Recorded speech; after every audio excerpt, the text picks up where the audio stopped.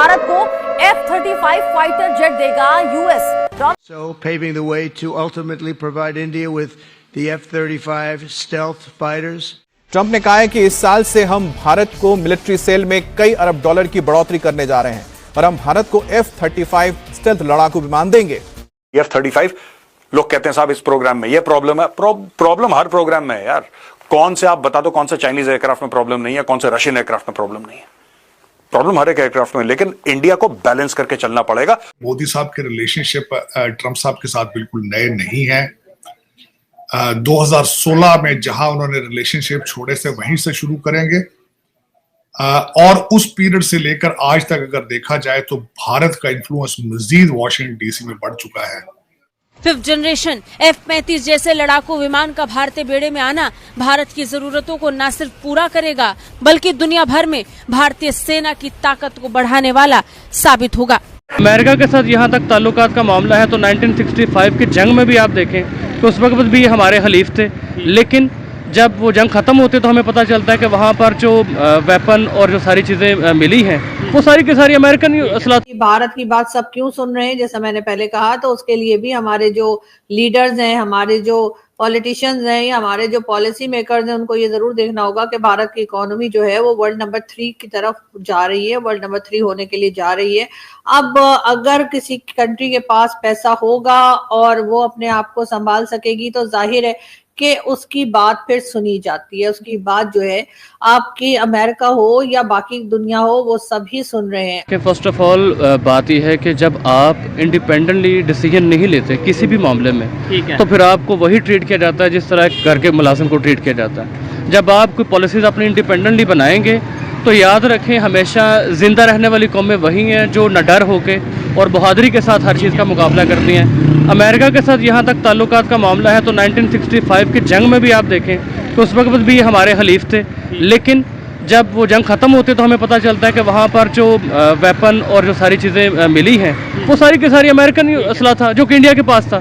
तो ये तो हमारा कभी भी एलाई नहीं रहा। तो इंडिया की तरफ से हमेशा यही ब्लेम रहा है कि हम जो है वो यूएस के साथ मिलते हैं, यूएस के साथ मिलके यूएस के लिए काम करते हैं, इंडिया का ये ब्लेम रहा है। दूसरे नंबर पे क्या ऐसी पॉलिसी है इंडिया की कि देखें वो बात भी अपनी मर्जी की मानते हैं, जो माननी हो वो मानते हैं, जो ना माननी हो वो नहीं मानते। फिर भी हर कंट्री जो बड़े बड़े कंट्री हैं, रशिया की बात करें, यूएस की बात करें, वो उनके साथ फ्रेंडशिप करते हैं या उनके साथ ट्रेड करना उनकी मजबूरी है।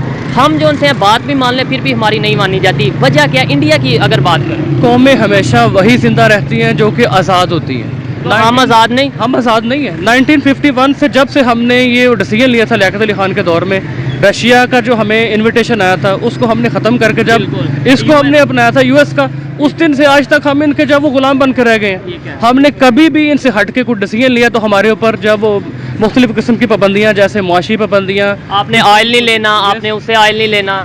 अब इंडिया की आप बात करें तो इंडिया जब वो हमेशा से इस मामले में इंडिपेंडेंट रहा है, वो उनके एलाई भी हैं, लेकिन वो देखते हैं कि हमारे मुल्क को किससे फ़ायदा हो रहा है। अगर उनको ऑयल जो वो उसमें सस्ता मिल रहा है तो वो सस्ता लेंगे। रीज़न ये है कि वहाँ के हुक्मरान जो हैं वो अपनी आवाम का भी सोचते हैं। हम सोचते हैं हमारे हुक्मरान हम जिनको लेके आते हैं वो सिर्फ और सिर्फ अपनी बात करते हैं, और यही मामला हमारे पाकिस्तान के लिए आज ड्रॉबैक बने हुए हैं कि पाकिस्तान डिफॉल्ट की तरफ जा रहे हैं और वो खदशा नहीं है। आप क्या मैं आपकी तरफ आता हूँ, आप इस पे क्या कहना चाहेंगे? सबसे पहले तो बताएं क्या ऐसी पॉलिसी या ऐसी कौन सा ऐसा फार्मूला इंडिया वालों के पास है कि वो अपनी मर्जी की काम भी करते हैं? फार्मूला ये है कि वो अपनी पब्लिक के लिए, वो अपनी आवाम के लिए जो बेनिफिट उनको जिस कंट्री से मिलता है या जिसके साथ वो ज़्यादा कंफर्टेबल फील करते हैं, जहाँ से उनको ज़्यादा मुनाफा मिलता है, वो उस तरफ जाते हैं। वो अपनी उन्हें नहीं कोई रोकता, उन्हें नहीं कोई प्रेशर करता, प्रेशराइज करता? नहीं, उन्हें किसने प्रेशराइज करना? जब आप खुद इंडिपेंडेंट हो जाएंगे, जब आपके हुक्मरान अपने मुफादात को छोड़ के आपकी पब्लिक के मुफादात के लिए काम करेंगे, फिर मेरा नहीं ख्याल कि कोई भी कंट्री आपको, आपका कंट्री एटम असासे या एटमी असासे आपके पास है। और ये जो होती है ना कि ये हमारे असासे बेच दिए गए वो सेफ नहीं है, ये अफवाहें हैं। ये मुल्क दुश्मन लोग जो है ये अफवाहें फैलाते हैं कि ये असासे इनके पास। लेकिन यूएस की तरफ से स्टेटमेंट तो आई है ना ये वाली कि इनके जो से एटमी पावर्स है तो है, लेकिन इनके जो सी एटम है वो सेफ नहीं है। नहीं, ये एक अफवाह है, इससे कोई लिंक नहीं है। जब हमारे हुक्मरान जब बात करते हैं ना, हुक्मरान हमारे अपने मफादात को छोड़ देंगे, जब अवाम के बारे में सोचेंगे, जहाँ से उनको बेनिफिट मिलेगा वो उस साइड पे जाएंगे, तब हमारा मुआशरा तरक्की करेगा। और हमारे मुआशरे में लोगों को बोलने का हक दें, बोलने का हक दें, राइट दें उनको। असल इश्यूज का बताया जाए, मतलब असल इश्यूज का हमें बताया, हमें सिर्फ शायद ये बताया जाता है रोटी का इशू है या कपड़े का इशू है, जबकि आपको लगता है कि ये इश्यूज हैं। अब आप सर ये खुद देखें कि जो करंट सिचुएशन है इसमें आपकी सारी अटेंशन जो है वो डाइवर्ट कर दी गई है इस तरफ से हटा के कि जनाब महंगाई है। आज पेट्रोल जो है वो 10 गुना ज़्यादा महंगा है। आज जो दालें सब्जियाँ रोज़मर्रा की ज़रूरियात हैं वो सबसे ज़्यादा महंगी हैं। तारीख में कभी भी इतनी महंगाई नहीं हुई जितनी आज है। लेकिन उन चीज़ों से, उन इश्यूज से अटेंशन डाइवर्ट करके तो सारी के सारी अपनी पॉलिटिक्स की तरफ ले गए हैं। बिल्कुल, अगर मीडिया पे देखें तो यही नज़र आता है कि कौन सी पार्टी आएगी, कौन सी पार्टी का जलसा है, तोशाखाना में ये हो गया, लंदन में वो हो गया, जबकि असल इशू जो कंट्री के इशू है उस पर वर्क नहीं किया जाता। अगर ये उस पर वर्क करें, कंट्री के इश्यूज पे वर्क करें, महंगाई पे वर्क करें, एजुकेशन बहुत बड़ा, सबसे पहले मैं समझता हूँ एजुकेशन इसलिए वो नहीं करना चाहते कि कोई बंदा पढ़ के उसको पता चल जाएगा उसके राइट्स क्या है। जब उसके राइट्स का उसको पता चल जाएगा तो वो हमारे गले पड़ेगा कि आपने 75-76 साल में क्या किया, वो क्वेश्चन करेगा। और जब ये चीज हम आवाम को इस महंगाई से बाहर निकाल देंगे, वो हमारी तरफ आ जाएगी। लिहाजा ये महंगाई की तरफ रहे, अपनी रोटी रोजी की तरफ रहे, हमारी तरफ ना। हम जो करते हैं हम खाते हैं, हमारी मर्जी हो। इंडिया वालों ने ऐसा क्या किया कि उनकी आवाम में अवेयरनेस आई, उनकी पब्लिक में अवेयरनेस आई, और उनके जो पॉलिटिशियंस हैं, नहीं तो अगर 80s की बात करें, 90s की बात करें, आप शायद मेरे से ज्यादा जानते होंगे कि उनके क्या हालात थे। बहुत मतलब हमारे से भी बुरे शायद हालात थे। और आज हमारा रुपया देख लें। और दोस्तों नमस्कार दोस्तों, भारत के प्रधानमंत्री नरेंद्र मोदी अमेरिका के दौरे पे गए हुए हैं। दोस्तों पीएम मोदी का यह दौरा बहुत ही अहम बताया जा रहा है। दोनों देशों के बीच कई मुद्दे पर चर्चा होने वाली है। दोस्तों यूएसए के प्रेसिडेंट डोनाल्ड ट्रंप ने एक भाषण देते हुए बताया कि भारत को अमेरिका का F-35 5th generation fighter jet देने की तैयारियां चल रही है।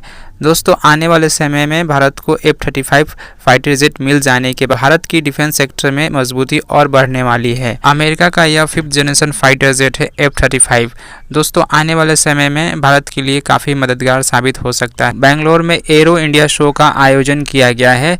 इस आयोजन में कई देशों के एडवांस फाइटर जेट ने भाग लिया है, जिसमें सबसे ज़्यादा चर्चा रसिया के सुखोई 57 फाइटर जेट और अमेरिका का F-35 फाइटर जेट की हो रही है। दोस्तों दोनों ही देशों का fighter jet advance fighter jet है जो 5th जनरेशन फाइटर जेट है। दोस्तों दोनों देशों ने भारत को ऑफर दिया है। भारत सरकार के द्वारा विचार किया जा रहा है 5th generation fighter jet purchase करने के लिए। दोस्तों चाइना ने 6th जनरेशन फाइटर जेट बना लिया है, जो भारत के द्वारा 4th जनरेशन फाइटर जेट बनाया जा रहा है। भारत तेजी से अपने ज़रूरतमंद हथियारों को स्वदेशी तकनीकों से बना रहा है। दोस्तों भारत तेजी से आत्मनिर्भर की तरफ बढ़ते जा रहा है। दोस्तों आने वाले समय में Bharat 5th generation fighter jet पे भी काम करना शुरू करेगा। दोस्तों वीडियो अच्छी लगी तो वीडियो को लाइक, चैनल को सब्सक्राइब करना ना भूलें। मिलते हैं नेक्स्ट वीडियो में।